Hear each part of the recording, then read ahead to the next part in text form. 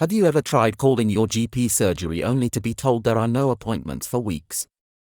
Now picture that same frustration escalating into something even bigger, like waking up one morning to discover that your local practice has changed the rules overnight, and suddenly you're no longer guaranteed the care you've always counted on. That scenario isn't far off. In 2025, major NHS GP rule changes are being introduced, and for older adults across the UK, these changes could decide whether you can keep seeing your doctor, or risk being left without vital care altogether. And here's the truth, this isn't being widely advertised. No letters through your door, no public broadcasts, just quiet changes that could leave thousands of seniors blindsided.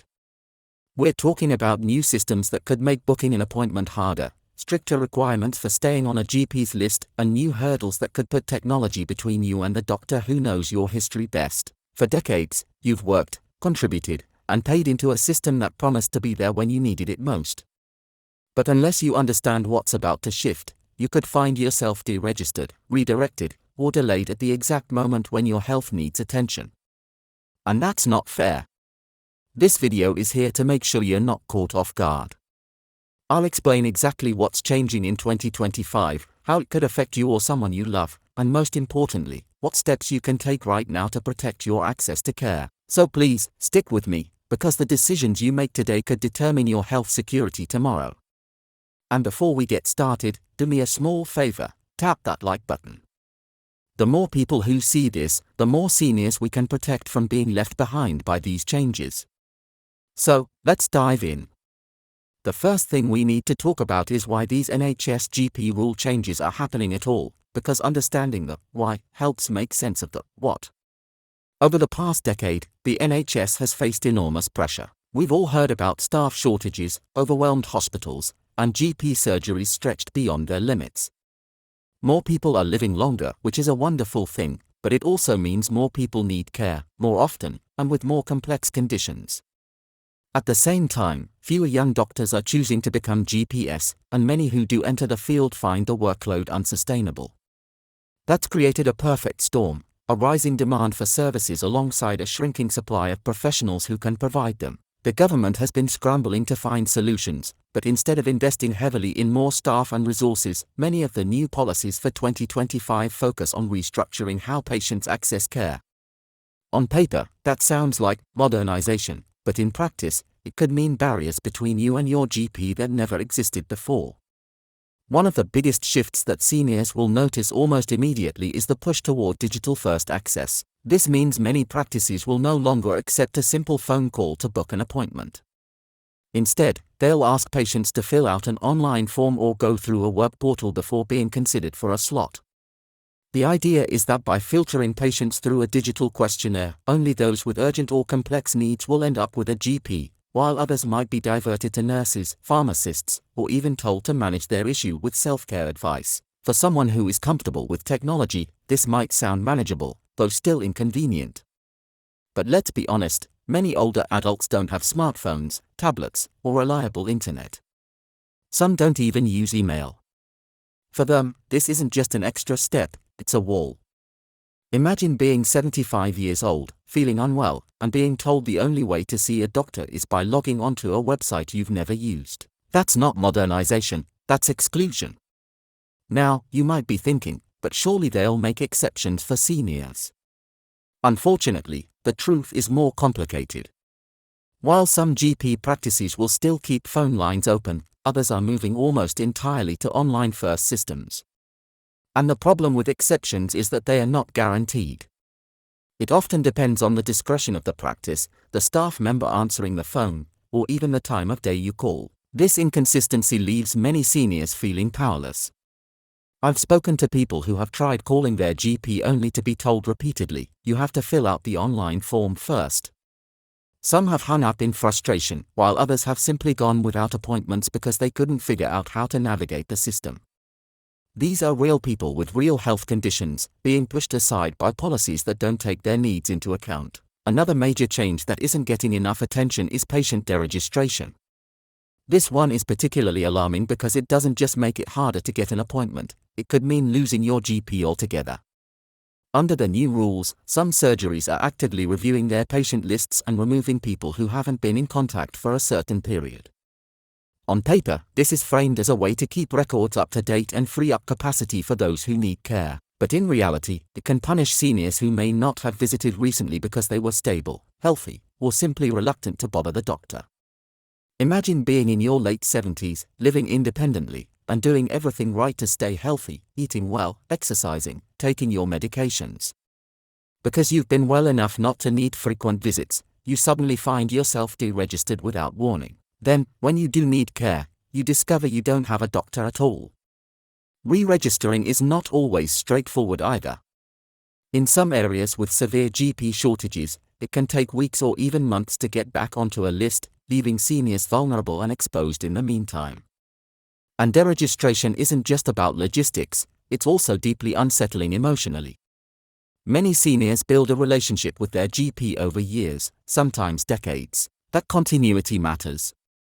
Your GP knows your history, your medications, your conditions, even your family background.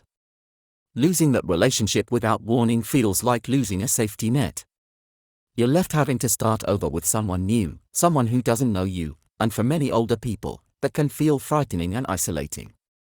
I've heard stories from patients who only realized they'd been deregistered when they turned up for an appointment and were told they were no longer on the list. Can you imagine the shock of hearing that after years of trust and connection with the same doctor?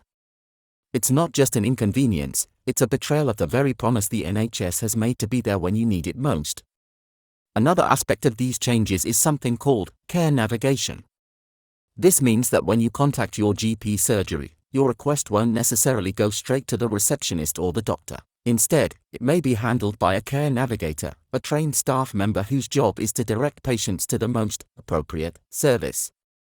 In theory, this helps free up GP time for more serious cases. But in practice, it often creates another layer of filtering that keeps seniors from accessing the doctor they want to see. For example, you might call about chest discomfort, and instead of being offered an appointment with your GP, you're told to speak with a pharmacist. Or you might describe fatigue and pain, only to be redirected to an online self-help resource.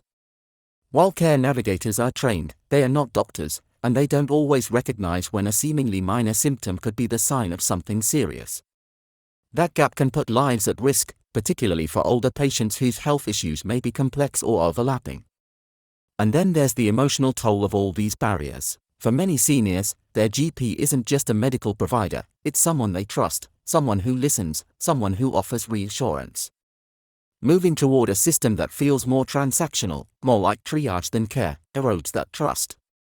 Seniors are left feeling like a burden, like they are being shuffled around instead of truly looked after.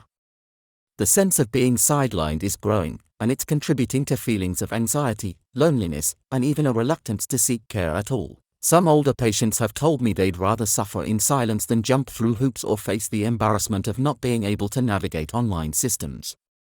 That's heartbreaking, and it's dangerous, because avoiding care often means conditions go undetected until they become emergencies. Let's talk about real people for a moment, because sometimes statistics and policies can feel abstract. I recently heard from a woman in her 70s who had been with the same GP for over 20 years. She described her doctor as someone who had seen her through every stage of her life, raising children, losing her husband, managing chronic conditions. Then, one day, without warning, her practice merged with another due to staff shortages. She tried calling to book an appointment only to find the number was constantly engaged. When she finally got through, she was told her GP had retired and she had been reassigned to a different practice. She felt completely disoriented, like her lifeline had been cut. There was no letter, no goodbye, no reassurance. Just change, imposed without warning. For someone in her position, that wasn't just inconvenient, it was deeply unsettling, like the ground had shifted beneath her feet. And her story isn't unique. Across the UK, seniors are finding themselves pushed around by a system that seems to value efficiency over humanity. It's important to understand that while the government argues these changes are about managing demand, they come with a cost. Yes, GPS are under enormous strain, and yes, the system needs reform. But should reform come at the expense of seniors who have contributed their entire lives to building and funding the NHS? Should modernization mean exclusion for those less comfortable with technology? Should efficiency mean less continuity, less trust, and less compassion? These are the hard questions we need to ask, because if we don't, the answers will be imposed on us in ways we may not like. Looking ahead to 2025, the picture is clear. Access to GP services is going to become more complex, more conditional, and more digital. Seniors who are proactive, who check their registration status, who ask questions about new booking systems, and who seek help from family or community when they need it will be better positioned to navigate the changes. But what about those who don't have that support network? What about those living alone, those without children nearby, those without internet access?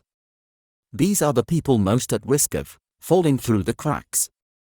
And when they do, it won't just be a matter of inconvenience, it will be a matter of life and death. That's why raising awareness is so critical.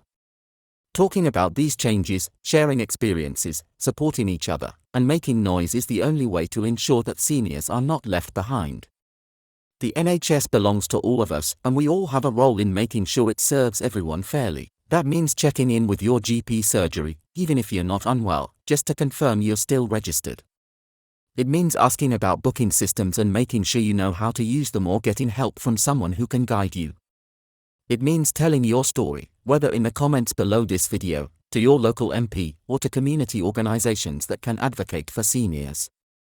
The more voices we have, the harder it will be for these changes to slip through unnoticed. Technology can be a helpful tool, and there's nothing wrong with embracing digital systems where they make sense. Online booking, text reminders, even video consultations can make care more accessible for some. But those systems must be designed to include everyone, not exclude those who are less tech-savvy. For seniors, face-to-face consultations and personal relationships with trusted doctors are not luxuries, they are essentials. They provide comfort, reassurance, and continuity that can't be replicated by a computer screen or an online form. We must push back against any system that forgets that. Because at the end of the day, this isn't just about rules and reforms, it's about people. It's about your health, your dignity, and your right to care. It's about making sure that the NHS of 2025 still serves the people who built it, not just the numbers on a spreadsheet. Seniors deserve better than being sidelined by bureaucracy, filtered by algorithms, or cut off without warning. You've given a lifetime of contributions, and you deserve to be cared for with respect, compassion, and humanity. And that's why this conversation matters so much. What you don't know could cost you your care. But what you do now, asking questions, checking your registration, learning how to navigate new systems, and speaking up, can make all the difference. So please, don't wait until 2025 to find out you've been left behind. Act now, stay informed, and help spread the word. Because together, we can make sure no senior is forgotten, ignored, or excluded.